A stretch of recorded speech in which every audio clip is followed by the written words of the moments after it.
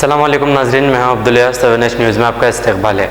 बोनाल के मौके पर एक मनचले नौजवान ने डांस करते हुए वहां से गुजर रहे नल्लाकुंटा के एसआई के महेंद्र को पकड़कर किस कर दिया, जिस पर नल्लाकुंटा एसआई महेंद्र ने बरहम होकर एक तमाशा मार दिया और इस मनचले नौजवान पर केस रजिस्टर किया गया। आइए देखते हैं ये रिपोर्ट।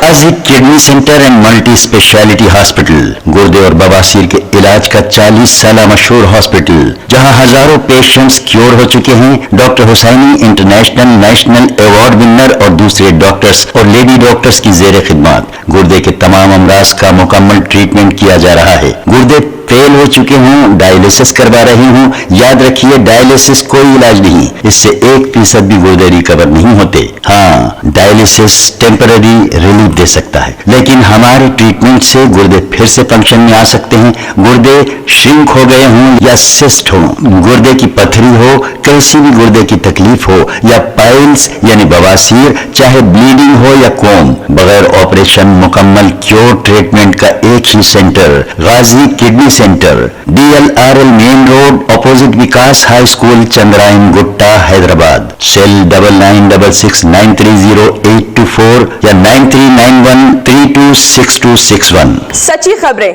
आप तक पहुंचाता है 7H न्यूज़।